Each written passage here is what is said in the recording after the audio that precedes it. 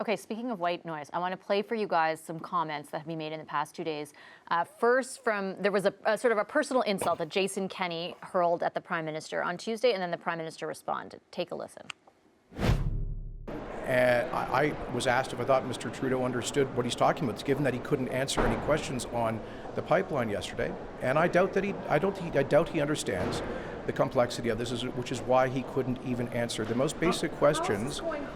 Which is why he couldn't answer the most basic. It was almost 20 years ago that I spoke at my father's funeral and highlighted how I was raised. I welcome robust disagreements over policy, over issues, but it is not my practice, and it is not, I think, helpful to make personal attacks or to denigrate an individual. My father raised me better than that, and I'm not going to engage. Okay, I just want to read the original quote from Jason Kenney that Mr. Kenney was doubling down on, and then Mr. Trudeau was responding to. Kenney told Rick Bell of the Calgary Sun, "The guy was my critic in opposition for 3 years. I don't think he has the foggiest idea what's going on. I know Justin. He doesn't have a clue what he's doing. This guy is an empty trust fund millionaire who has the political depth of a finger bowl. He can't read a briefing note longer than a cocktail napkin." Okay, so Supriya, I'm going to get your reaction first. I think it's clear what my general stance is on this. I think Jason Kenney's comments were unbecoming of a guy in his position. I think he sounded like a commenter on the Rebels sort of website. This is something that Conservatives have done for a very long time, which is to underestimate the Prime Minister, even when he was third-party leader, and to denigrate him based on either the way he looks, his familial situation, or by, calling him names or questioning his intellect. Jason Kenney is well in a position to be able to continue to, underestimate the Prime Minister. But the reality is that he got his butt kicked last time around, election-wise, his party. And if he really thought so lowly of the Prime Minister, then why didn't he stick around in federal politics instead of running away to Alberta? Ooh, them's fighting words. Chris, what do you think? Well, two things that occurred to me. One is that Jason Kenney's not getting enough attention, so he went out on a limb and said what is clearly indefensible. That said, they have done this, the Conservatives federally, to Justin Trudeau since the very day he became a leader of a party.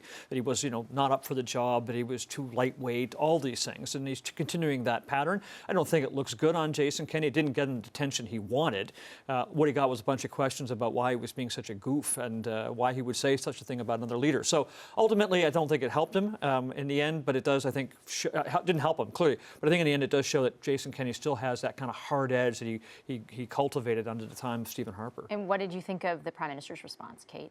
I thought that he actually could have handled it a little bit differently rather than go the route of kind of the sad, somber, invoking his father's death. He could have possibly, said, well, that's Jason Kenney's opinion, and he has a right to it, and I look forward to working with him because it's in the interest of Albertans to work with everybody, or something like that. He kind of played a bit of a sad puppy role there that I didn't think was entirely appropriate. The way Rachel Notley responded to Jason Kenney's criticisms about Justin Trudeau, I actually thought were a little bit more appropriate. At the end of the day, Kenney's comments are, colorful. They're not appropriate. They're not overly helpful. It really only gets the people that already think that excited. But he's chasing headlines, and he's also trying to paint Trudeau and Notley with the same brush right now on the Kinder Morgan issue.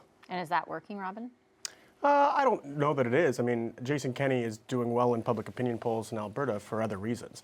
He wants to run against Justin Trudeau just like Justin Trudeau wants to run against Stephen Harper.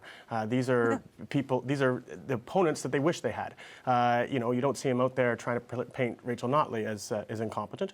This was unbecoming. This was not leadership. And I think the Prime Minister did miss a moment to demonstrate what leadership is. He's entirely right that that is unbecoming, and that's beneath the offices that they both hold. And I think he could have demonstrated that by doing as what Kate said, as Rachel Notley had done. And I mean, I don't question the words that his esteemed father said to him, but I think he could have embodied them rather than just told us the story. Okay. Yeah. Don't engage. Yeah, rise above.